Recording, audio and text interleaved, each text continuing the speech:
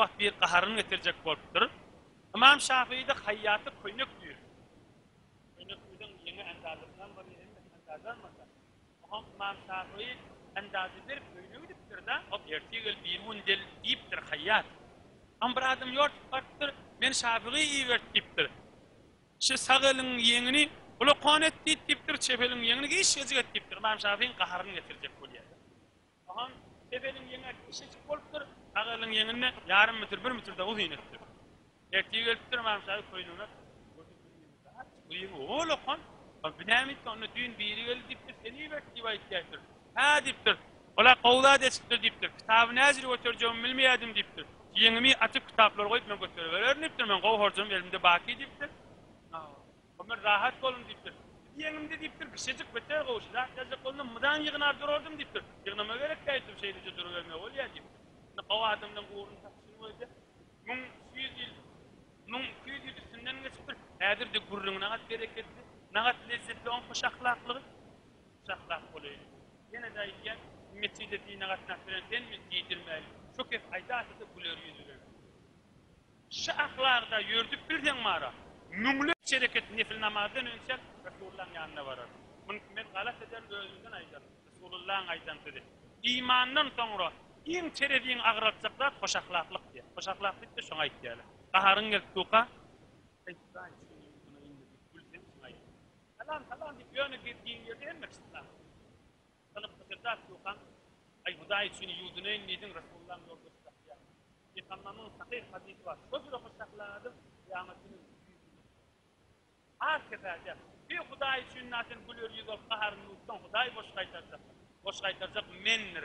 Maňa meňde şeýle erkekdir, namatdyr. Hudaý gapsynda hiç namatçylyk ýokdur, şuna wafadyr. Ine bila bir tawsiýe bolup etlap öýdüm.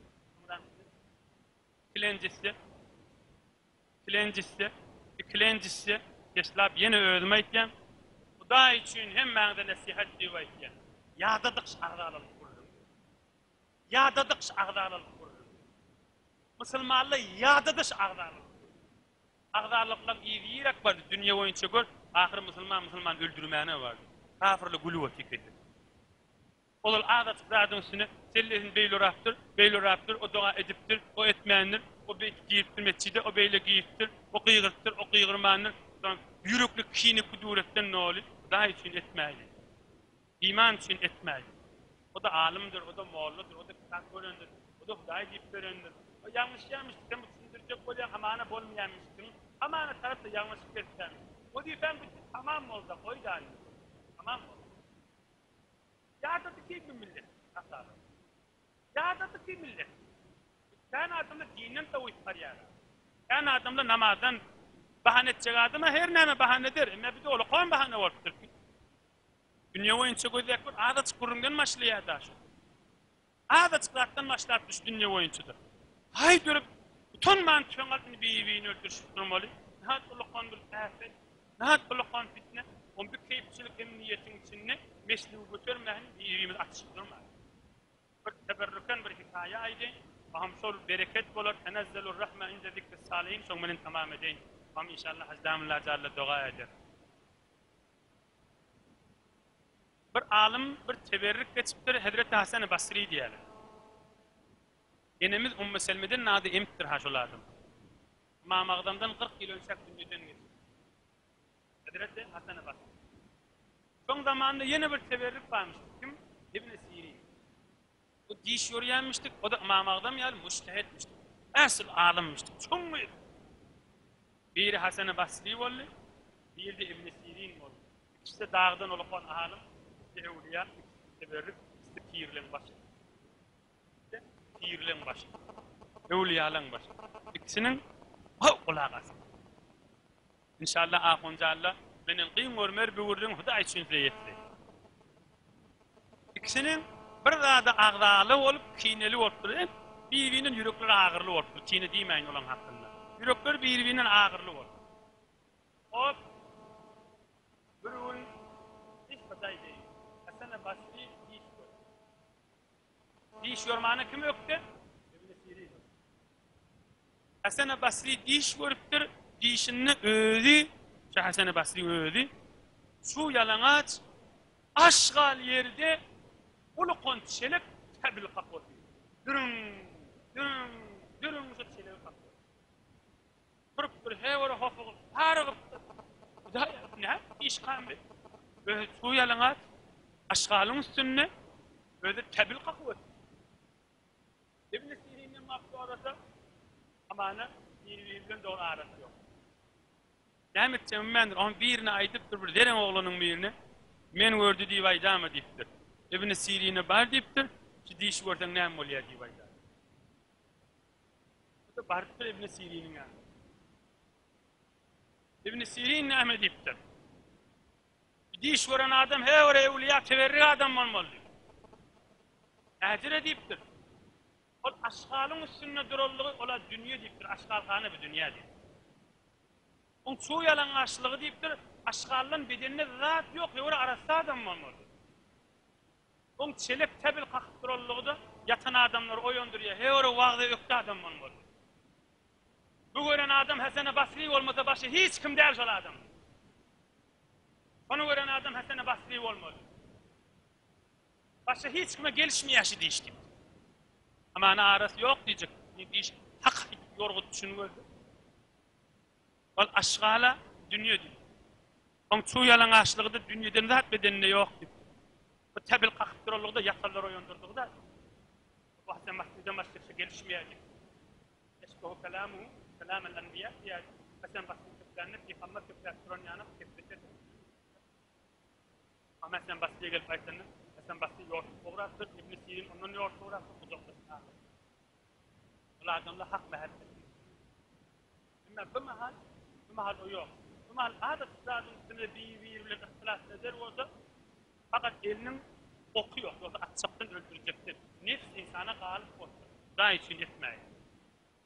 Daha için Müslümanlara gayrı değil. Kudretun ma, kulağa, kudretun ma, namaz okuymayan namaz oku. Kudretun ma, insanların kalbine Allah'ın ışkını okla.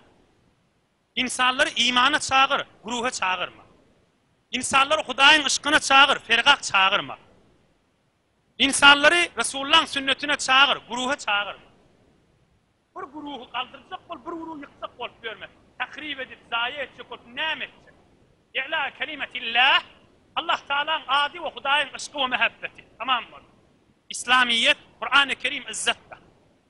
Şöyle olup da, ilunun içinde hem mekş mehabbet etsin, ne dinimizi öğütecek, ne Müslümançılık öğütecek. Yine bir de ahir kıcavurun, Huday Teala edip, ahlak, hormat bilen oturdunuz, dininiz, dünyanız abat olsun. Huday izzetini de arttırsın. Yamanlık yüzünü görmediniz.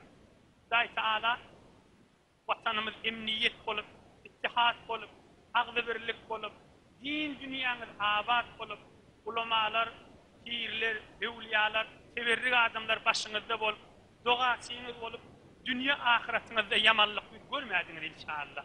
Emmek narahat zindigilerde bereket yok deyip, Huday zindiginizi füyücülük, bereket, mehebbetten, ırskallan doletsin inşallah. Huday Teala hiç hayatınız namarda zar etmesin, mehtaç etmesin inşallah. Maridiniz vardır, emmek müşkiliniz derecat ahirettir inşallah. Huday kuvvet versin. Meride de Huday kuvvet versin, meri saklayarları da Huday kuvvet versin. Acahun abidi kor takdiri de, şüs yüreğimden hem teşekkür ediyen, hem siz taraftan Huday yaşın uzak etsin, cahanı sağ olsun, keyfi kök olsun. Beyliki yaşını takdirlemez, beyliki cevandamlarla, hususen ola kan takdirlemez, yıl ve yıl kemelş, daha gofurlanyal kemelş pariya. Huday olara umru ba izzet, Huday devam, Huday uzak versin inşallah olara. Cahallarsa keyifleri kök, ola iyiliğinden şimdi dua etmesiyle, Huday olan da dualarını kabul etsin inşallah. Vesselamu aleykum ve rahmetullahi ve berekatuh. Ahiru da'vana enilhamdülillahi rabbil alemin. Abdurrahman namullah, diyor men amin sen dua etsin. Kime etsin kay, diğerine özün dua etsin. Amin Abdurrahman namullah. İlahi amin.